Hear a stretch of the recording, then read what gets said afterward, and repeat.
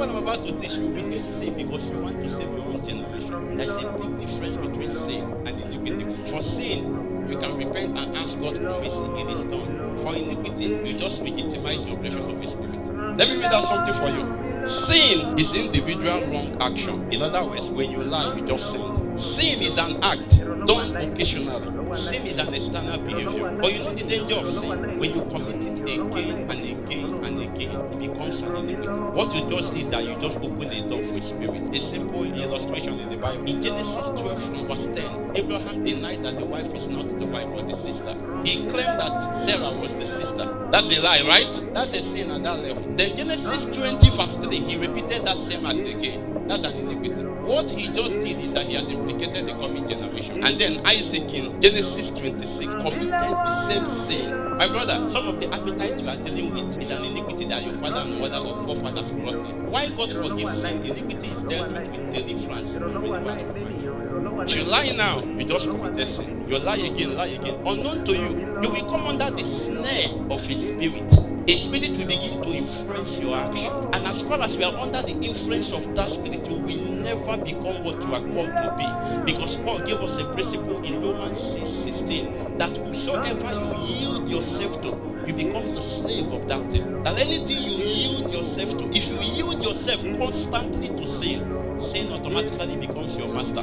How do you want to dominate a life where a fallen spirit is ruling your destiny? So you can sin casually, you can lie and say God have mercy, and you have mercy. But the problem now is that you are creating something called iniquity unknown to you. Let me read more. Let's look at iniquity. Iniquity is when a sin is repeated and tolerated. It then degenerates to a pattern, then becomes internalized as a habit. Iniquity is an inward tendency towards sin, while sin is an outward thing. Iniquity is a nation. So you hear David say something like, in iniquity did my mother born me. This thing I'm doing, I don't know where I'm doing it, but it seems like, in fact, iniquity is inherited. Those who are dealing with masturbation, who are dealing with all kinds of sinful habits, and if you trace it well, it's not you. It's an iniquity. You are under an influence of a spirit that your great-grandparents, while you repent from sin, iniquity is dealt with because it's now a nation. You can cry today and come back tomorrow. So when David lamented and says, in iniquity did my mother born me. This thing I'm doing is not like I want, but there is something happening to me that is beyond my understanding. It's called iniquity. Some of you, I'm giving you a key because there was one day I had to ask myself, this thing that is wrong with me is not me. And sadly, my father is late. I would have told him, Daddy,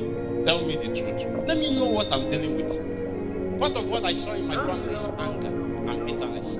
It comes natural with all of us. That's the first thing God killed when He submitted you under mama. If God wants to help some of those appetites, that's why I pity people who don't want to submit under authority. If you read 1 Peter 5 from 5, it says, humble yourself under the mighty hand of God. The next line is about men. You serve God through what? Men. There are some people, you did not know that that's your rightful nation. It's not you, you got it from someone. Warfare starts from identifying the iniquity in your family so that you will renounce it standing on the legal dimension. Because as far as you are still under the influence, let me tell you how those things work. One of our brothers was supposed to be in church and the father said, you are going nowhere. The voice note is sent to me, I could scan the spirit.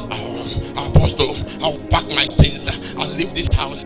This man don't want me to. I said, are you aware that the spirit is you and the spirit that is talking? I'm hearing your voice, I'm hearing the spirit. So when you understand why God brings you under authority, you know that God is never wrong bringing you under men. God knows that your father don't understand, but He knows that the only person that can deal with that appetite is your father. Some of you, the boss you are serving under is the only one that can bend you. It will take a Potiphar to raise a Joseph. If you leave Joseph with Jacob, Joseph will be spoiled. And the calling of Joseph is not a shepherd, it's called to be a ruler. Jacob was a shepherd, Joseph was the beloved. He was drinking like a salad with your milk. God says, this boy will be spoiled. Let's send him to Laban to deal with him. By the time you wake up, Laban will call you slave. He say, master. Yes. They are now dealing with the iniquity you got from your people. The version of Joseph you saw in Genesis 50 verse 20 that says you meant it for bad.